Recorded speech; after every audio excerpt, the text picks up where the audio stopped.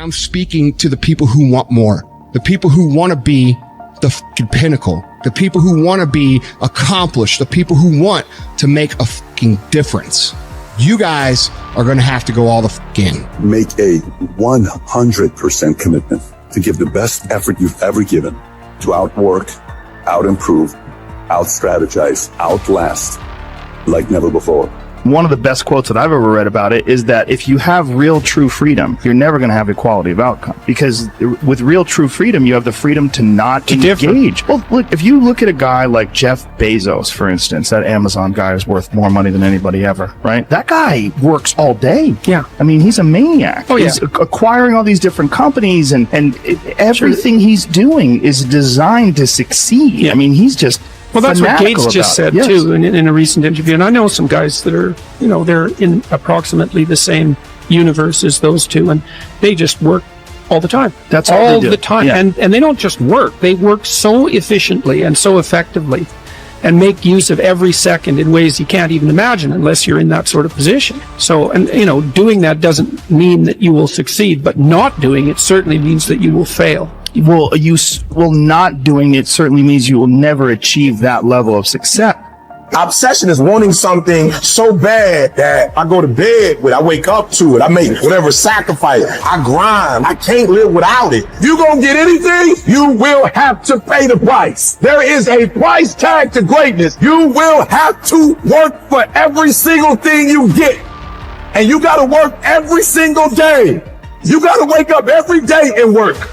We do not retreat. We do not give up. We do not surrender. And the reason why most of you are not successful is because every single time stuff not going your way, you give up, you quit, you let go, and people feel weakness. They feel it. You can feel when somebody's not committed, when they're not all in, when they're not dedicated. And there's another level you get to when you go all in. Look at your belief system every single day and stick with it. Don't rush the process. Trust the process. Don't rush the process. Trust the process. Don't rush the process. Trust the process. People who do stuff consistently and on time, they surpass people who are talented and gifted.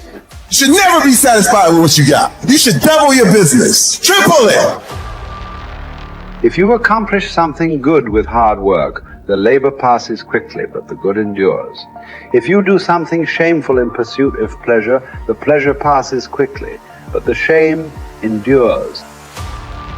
So as you begin to look toward making this your decade, as you begin to look toward making your life different, as you begin to look at yourself, you've got to redefine yourself. Who are you right now? And who must you become in order to create what you want? What has to change about you? What is it that you're doing right now that would be a liability for you? As you begin to look toward the future and take inventory of yourself, what is it about you right now that you've got to leave this behind because this no longer fits? Looking at where you want to go and the kind of person that you must become, the kind of standards that you have for you, what is it that you must do differently? If you want to keep on getting what you're getting, keep on doing what you're doing. It makes sense unless you change your pattern, unless you change the way you're thinking, unless you change your behavior, you're going to continue to produce the results in your life. See, all of us are winners, but some of us are producing results that we don't want. And so all you have to do is look at your game plan, look at your strategy. How is it that you have been being? What is it that you've been doing to produce this? So you're the director, you're the producer, you're writing the script, you're the star of your life. And as you begin to look at your life, you can decide whether or not it's a smash or whether or not it's a flop. That's in your hands. Look at your life, look at where you want to go. Don't worry about your circumstances. Don't worry about your age. I have a friend who's up in age, over 70, and she wanted to build a multi-million-dollar complex. Her name is Dr. Johnny Coleman. Lenders and bankers say, you can't do that, you're too old. She ignored them. That building now stands, ladies and gentlemen, a multi-million-dollar structure. But there are a lot of people who would have listened to that. There are a lot of people that would not have even gotten to that point. They would have talked themselves out of even going down to the bank to ask for it because they've already said no to themselves. See, it's time now. If you want to make this your decade, you've got to start saying yes to your life. You've got to start saying yes to your dreams, yes to your unfolding future, yes to your potential, as opposed to saying no. See, 87% of our self-talk is negative. So you've got to make a conscious, deliberate, determined effort to say yes to your dreams, Why not? Why not me? Don't spend time like most people going through life complaining. Don't try and get on talk shows and tell everybody how life has done you wrong.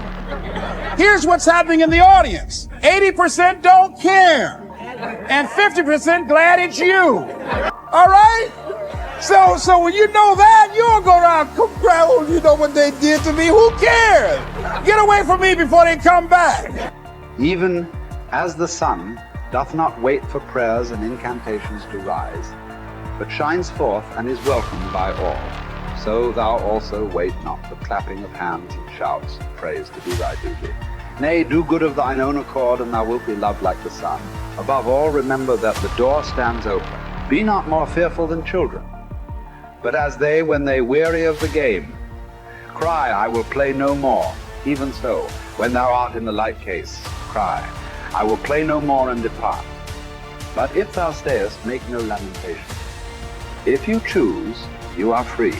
If you choose, you need blame no man, accuse no man. All things will be at once according to your mind and according to the mind of God. Withdraw into yourself as far as you can. Associate with those who will make a better man of you. Welcome those whom you yourself can improve. The process is mutual. When men learn while they teach, limiting one's desires actually helps to cure one of fear. Cease to hope, and you will cease to fear. Widely different as fear and hoping are, the two of them march in unison like a prisoner and the escort he is handcuffed to. Fear keeps pace with hope. Both belong to a mind in suspense, to a mind in a state of anxiety through looking into the future. Both are mainly due to projecting our thoughts far ahead of us instead of adapting ourselves to the present. I have learned to be a friend to myself, great improvement. This indeed, such a one can never be said to be alone. So know that he who is a friend to himself is a friend to all mankind. Wild animals run from the dangers they actually see, and once they have escaped them, worry no more. We, however, are tormented alike by what is past and what is done. A number of our blessings do us harm. The memory brings back the agony of fear, while foresight brings it on prematurely. No one confines his unhappiness to the present. For the only safe harbor in this life's tossing, troubled sea is to refuse to be bothered about what the future will bring, and to stand ready and confident, squaring the breast to take without skulking or flinching whatever fortune hurls at it. Count your years, and you'll be ashamed to be wanting and working for exactly the same things as you wanted when you were a boy. Of this one thing, make sure against your dying day, that your faults die before you do. Have done with those unsettled pleasures which cost one dear. They do one harm after they're past and gone, not merely when they're in prospect. Even when they're over, pleasures of a depraved nature are apt to carry feelings of dissatisfaction. In the same way as a criminal's anxiety, it doesn't end with the commission of the crime, even if it's undetected at the time. Such pleasures are insubstantial and unreliable. Even if they don't do one any harm, they're fleeting in character. Look around for some enduring good instead. And nothing answers this description except what the spirit discovers for itself within itself. A good character is the only guarantee of everlasting, carefree happiness. Even if some obstacle to this comes on the scene, its appearance is only to be compared to that of clouds which drift in front of the sun without ever defeating its light.